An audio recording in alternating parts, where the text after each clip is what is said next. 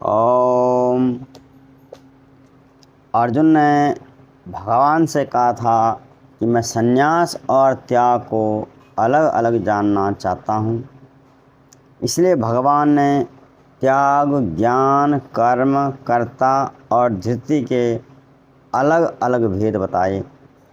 अब भगवान जी कहते हैं कि अर्जुन, इसी प्रकार सुख के भी 3 भेद हैं, उनको भी तुम मुझसे सुन। गीता जी के 18वें अध्याय का 36वां और 37वां श्लोक। सुखम तो इदानीं त्रिविधं शृणु मे भरतर्षभ, अभ्यासात् रमते यत्र दुःखान्तं च निगच्छति, यदग्रे विस्मिव प्रणामे अमृतोत्तमं, तत्सुखम सात्विकम प्रोक्तम आत्मबुद्धि प्रसादजम। अर्थ, ये भरतश्रेष्ठ, अब 3 प्रकार के सुख को भी तुम मुझसे सुन।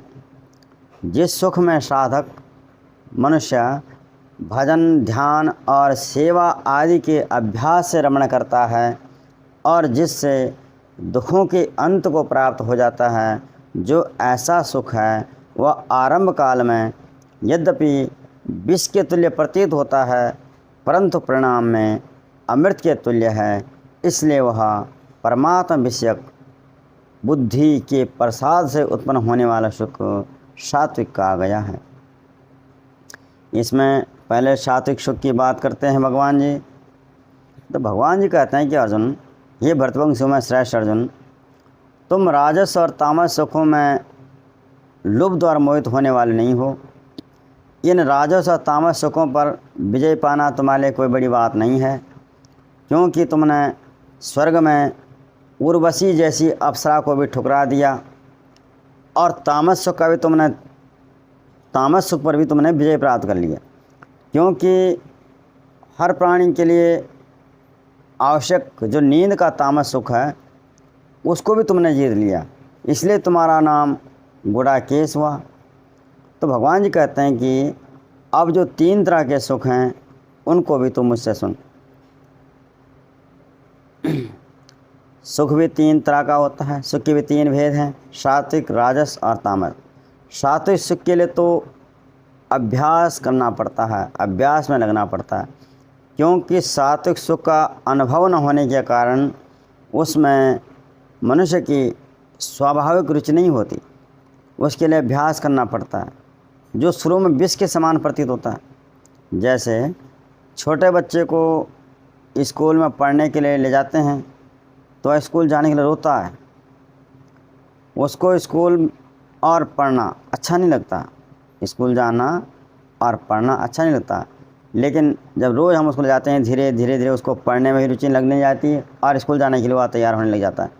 ऐसी सात्विक सुख में भी आरंभ में अभ्यास में लगना पड़ता है, और अभ्यास यानी भगवत संबंधी बातें सुनना, पढ़ना, ये अच्छी नहीं लगती हैं, क्योंकि ये रसहीन है, उसका हमें अनुभव नहीं है।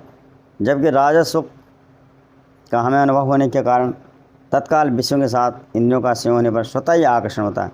जैसे हम रसीले फलों को देखकर हमें खाने की इच्छा होती है, ऐसी स्त्री पुरुष का आकर्षण देखते ही हो जाता है। तो ये आकर्षण अपने आप ही होते हैं, इसमें कोई अभ्यास नहीं करना पड़ता, कोई सोचना बुद्धि नहीं लगानी पड़ती। ऐसी अभिमानजन्य हो, प्रशंसाजन्य हो या नींद आदि का सुख भी सब प्राणियों को अच्छा लगता है, अपने आप अच्छे लगते हैं, इसलिए कोई ज़्यादा प्रयास नहीं करना पड़ता। राजस सुख में भोग और संग्रह, राजस सुख में भोग और संग्रह की ओर अपने आप ही मन खींचता चला जाता है, ये चाहिए, वो चाहिए, इतना चाहिए, उतना चाहिए, ये अच्छा है, ये अच्छा है, इस तरह से आकर्षण होता है। और इसी तरह थकावट आदि होने पर, अनमना होने पर मनुष्य को नींद लग जाती है, आलस आने लग जाता है, ये भी अपने आप ही होता है। इसको ज़्यादा कोशिश नहीं करनी पड़ती, मेहनत नहीं करनी पड़ती नींद आने के लिए जब थक जाते हैं तो। लेकिन सात्विक सुख के लिए अभ्यास करना पड़ता है, प्रयत्न करना पड़ता है, जो शुरुआत में विष के समान होता है, लेकिन निरंतर प्रयास करते रहने पर उसका परिणाम अमृत के समान होता है। सात्विक सुख में ज्यों ज्यों रुचि और प्रियता बढ़ती जाती है, त्यों त्यों परिणाम में दुखों का नाश होता जाता है और प्रसन्नता, सुख तथा आनंद बढ़ने लग जाते हैं। और जब तक सात्विक सुख का अनुभव, अभी तक जैसे कि सात्विक सुख का अनुभव नहीं हुआ, केवल उद्देश्य बनाया है, तब तक राजस और तामस सुख के अनुभव किए हुए सुखों को त्यागने में बड़ी कठिनाई होती है। कारण सात्विक सुख की प्राप्ति के लिए रसहीन परिश्रम में लगना होता है मन, और रसहीन परिश्रम में लगना मन को अच्छा नहीं लगता।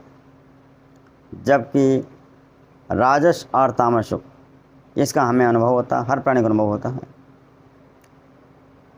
सात्विक, राजस और तामस, ये तीनों गुण हर मनुष्य के अंतःकरण में छिपे रहते हैं, और जब जहाँ जैसी भी जो परिस्थिति आती है मनुष्य को उसको अपने वश में कर लेती है, मनुष्य को अपने वश में कर लेती है, अपनी वृत्तियों से घेर लेती है। तो मनुष्य को रजोगुण और तमोगुण को दबा करके सत्वगुण की तरफ ही चलना चाहिए।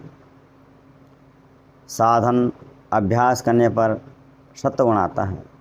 सत्वगुण के आने पर हमारी इंद्रियों में और अंतःकरण में स्वच्छता, निर्मलता और ज्ञान का प्रकाश, शांति और निर्विकारिता आदि सद्भाव सद्गुण प्रकट हो जाते हैं।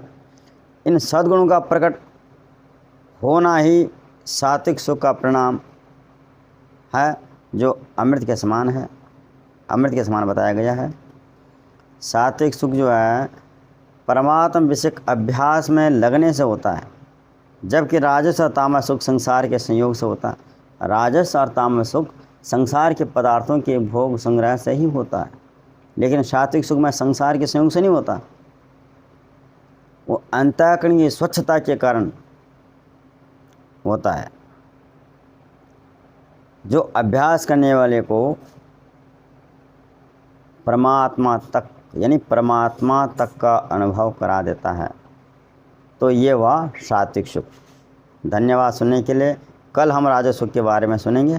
धन्यवाद।